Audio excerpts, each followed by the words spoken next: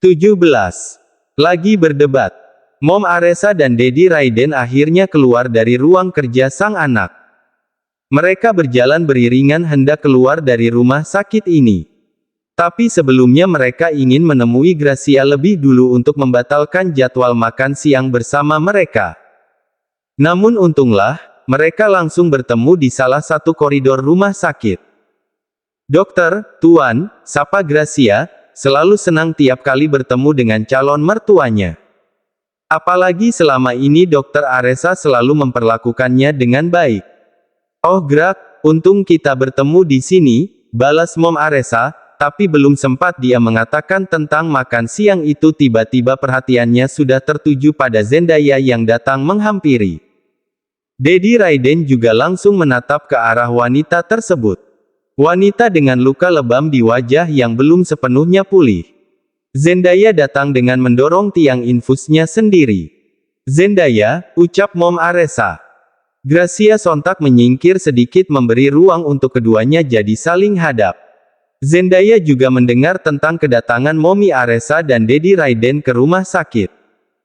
Itulah sebabnya kini dia datang menghadap, demi mengucapkan kata maaf yang selama ini belum terucap.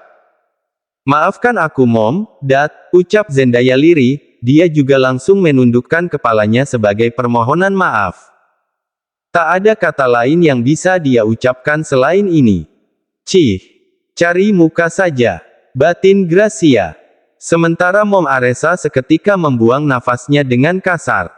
Setelah semua yang terjadi, baru sekarang Zendaya mengucapkan kata maaf tersebut. "Kami sudah memaafkanmu Zendaya, bahkan sebelum kamu mengucapkan kata maaf tersebut," balas Mom Aresa. Zendaya terdiam 1000 bahasa, terus menundukkan kepala. "Semuanya sudah terjadi dan sekarang kita telah di jalan masing-masing.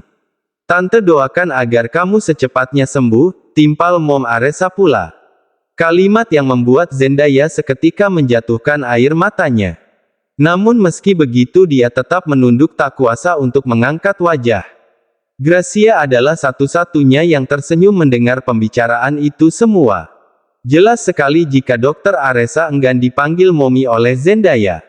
Mommy Aresa membatasi hubungan mereka dengan menyebut dirinya sendiri sebagai tante. "Grak, siang ini kita batalkan dulu makan siang bersama. Mendadak tante dan om ada urusan," ucap Mom Aresa kemudian. Kalimat itu dia tujukan untuk Gracia. "Tapi tante, kami pamit dulu," balas Mom Aresa dengan cepat, sampai memotong ucapan Gracia. Setelahnya Mom Aresa pun kembali melanjutkan langkah dan Dedi Raiden mengikuti. "Apa kamu sedang marah? Wajahmu terlihat mengerikan," bisik Dedi Raiden. Daripada menjawab dengan kata-kata, Mommy Aresa lebih pilih menjawab dengan cubitan di perut suaminya tersebut. "Auh, sakit Hani, jika ingin main kasar tunggu di kamar." "Astaga," geram Mommy Aresa. Jika tidak di depan umum, sudah dia hajar suaminya tersebut. Di ujung perdebatan mereka Dedi Raiden malah tertawa, lalu memeluk pinggang sang istri dengan mesra. "Lupakan kesalahan Zendaya, sekarang kita sudah mendapat menantu sebaik Naina," bisik Dedi Raiden. Bisikan yang akhirnya membuat Mommy Aresa tersenyum. Dedi benar, meskipun masih dirahasiakan setidaknya Nicholas sudah menikah. "Sekarang masalah kita hanya Nathan," balas Mommy Aresa. "Sudah tua bukannya beristirahat sekarang kita malah sibuk mengurus anak-anak. Salah siapa buat anak banyak?" "Iya Hani, ini memang salahku," balas Dedi Raiden pasrah. "Tapi Mommy bersyukur kita memiliki banyak anak. Apa ingin membuat anak lagi?" "Dad," kesal Mom Aresa, jadi berdebat lagi. Mereka tidak tahu bahwa setelah pergi wajah Gracia seketika ditekuk. Sudah sesumbar akan makan siang bersama kedua orang tua Dr. Nicholas dan sekarang gagal total. Gracia juga langsung pergi begitu saja, tak peduli pada Zendaya yang masih menangis meratapi semua kesalahan. Hari pun bergulir. Kabar tentang Ibu Wilda sudah sadarkan diri dari komanya pun terdengar pula pada dokter-dokter yang lain. Kabar yang makin menegaskan bahwa Dokter Aresa adalah dokter paling hebat masa ini. Dan Dr. Herli adalah yang maju paling depan untuk menunjukkan rasa syukurnya pada Naina. Sementara sikap Naina yang terus membatasi diri, justru membuat Dr. Herli makin tertantang untuk mendekati. Di hari kedua Ibu Wilda siuman, dia mulai bisa banyak bicara. Ibu tidak tahu ini mimpi atau bukan, tapi ibu benar-benar ingin menanyakannya pada Munnai, ucap Ibu Wilda. Ranjangnya dibuat lebih tegak, jadi meski masih tertidur namun posisinya setengah duduk. Apa Bu? Katakan padaku, jawab Naina, dia sedang makan irisan buah apel di samping ranjang ibunya tersebut. Tadi Naina sudah memberi pada Ibu Wilda, namun ibunya menolak. Tak berselera untuk memakan buah tersebut. Apa benar kamu sudah menikah dengan Dr. Nicholas? Tanya Ibu Wilda dengan suaranya yang lirih. Mulut Naina yang mengunyah seketika terdiam, sebelum akhirnya dia mengangguk kecil sebagai jawaban. Iya Bu, sudah cukup lama, saat itu ibu masih koma. Bagaimana bisa? Kami saling mencintai, Bu. Dr. Nicholas tidak tega melihatku yang selalu sendiri menjaga ibu, jadi kami memutuskan untuk menikah agar Dr. Nicholas bisa selalu berada di sampingku, jawab Naina, kebohongan paling besar yang pernah dia perbuat. Tapi tentang kebohongan ini pun sudah dia bicarakan pada sang suami. Nicholas tentu tidak merasa keberatan sedikit pun, toh kini mereka memang telah saling mencintai. Tapi kami masih merahasiakan pernikahan ini Bu, sebab dulu tidak memungkinkan pernikahan ini dikuak, jelas Naina lagi. Sedangkan Ibu Wilda mendengarkan dengan seksama, tidak begitu terkejut karena seolah dia telah mengetahui sejak lama. Hatinya tidak merasa asing atas pernikahan tersebut. Dan sekarang Ibu Wilda hanya butuh penjelasan, benarkah ini nyata dan bukan mimpi? Masih saling bicara seperti itu, tiba-tiba pintu ruangan ini terbuka. Lalu nampaklah sosok pria yang sedang mereka bicarakan Dr. Nicholas. Tanpa keraguan sedikit pun Nicholas masuk dan menutup pintu, lalu menghadap pada ibu mertuanya. Bu, ucap Nicholas menyapa, hanya satu kata namun rasanya hangat sekali di dalam hati. Ibu menanyakan tentang pernikahan kita, Kak, ucap Naina, lalu menggigit bibir bawahnya sendiri merasa geli saat mengucapkan panggilan Kak pada sang suami. Namun mendengar panggilan tersebut Nicholas justru mengulum senyum. Sejak kemarin Nicholas memang belum sempat bicara serius dengan Ibu Wilda, dan ternyata sekaranglah saatnya, waktu yang tepat. Maaf Bu, malah ibu yang bertanya lebih dulu, harusnya aku menjelaskan tanpa perlu ditanya, jawab Nicholas. Maaf karena sudah menikahi Naina di saat ibu masih koma, namun sungguh, niatku bukan main-main. Aku benar-benar mencintai Naina dan ingin kami bersama dalam ikatan pernikahan, jelas Nicholas lagi. Ibu Wilda hanya mampu terdiam, mendengar langsung dari mulut Nicholas cukup membuatnya tercengang. Masih tak menyangka anaknya akan menikah dengan seorang dokter sukses seperti ini. Tapi pikiran Ibu Wilda belum sejauh itu, dia tidak tahu bahwa Dr. Nicholas adalah pemilik rumah sakit ini. Aku bilang pada ibu pernikahan kita masih dirahasiakan dari semua orang di rumah sakit ini, ucap Naina lagi. Kenapa masih disembunyikan? Tanya Ibu Wilda pula. Aku takut ibu dan Naina tidak nyaman jika pernikahan ini diketahui oleh pihak rumah sakit, balas Nicholas, berusaha memilih jawaban yang tidak memberatkan sang istri. Padahal hanya Naina yang masih ingin merahasiakan pernikahan ini. Dan jawaban Nicholas itu akhirnya bisa diterima oleh Ibu Wilda. Awalnya mereka tidak saling mengenal, lalu saling tumbuh rasa saat Naina datang ke rumah sakit. Jelas akan banyak spekulasi yang bermunculan. Aku tidak masalah pernikahan ini dirahasiakan Bu, yang penting aku dan Kak Nicholas baik-baik, ucap Naina pula. Ibu Wilda pun menganggukkan kepalanya kecil, maafkan Ibu Nai, ibu tidak bisa melakukan apapun selain hanya bisa memberi restu, jawab Ibu Wilda. Akhirnya dia menangis juga, bahagia sebab anak semata wayangnya kini telah menikah. Memiliki seorang pendamping yang begitu luar biasa, membuatnya haru. Apalagi terlihat jelas jika Nicholas memperlakukan Naina dengan sangat baik. Terima kasih Dokni. Jangan berterima kasih Bu, akulah yang harus mengucapkan kata itu. Terima kasih untuk restu yang Ibu beri, jawab Nicholas dan makin menangislah Ibu Wilda dibuatnya. Tak ada lagi yang dia inginkan di dunia ini selain kebahagiaan sang anak. Naina lantas bangkit dan memeluk sang ibu, merasakan hati yang begitu haru. Akhirnya dia bisa melihat ibunya menangis bahagia seperti ini. Semua ini tak akan mungkin terjadi jika bukan karena sang suami. Jam 3 sore Ibu Wilda tertidur, setelah membiasakan diri untuk memanggil Nicholas dengan sebutan namanya, tanpa embel-embel dokter. Nicholas juga harus kembali ke ruangannya. Jadi dia mencium bibir sang istri sebagai tanda pamit.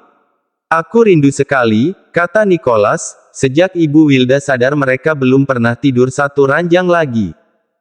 Sabar, kata Naina. Panggil aku Kak lagi, pinta Nicholas. Kak Nick, jawab Naina manja. Gemetar. Bagaimana jika datang ke ruanganku? Tanya Nicholas dengan suara yang terdengar merayu. Nicholas juga membelai lembut wajah sang istri, ingin menunjukkan bahwa rindunya bukan main-main. Dia ingin mereka bersama. Dan Naina tidak langsung menjawab, dia menoleh ke arah sang ibu yang baru saja tertidur. Biasanya ibu akan tidur selama 2 jam dan dia pikir-pikir waktu sebanyak itu bisa digunakan untuk menghabiskan waktu bersama sang suami.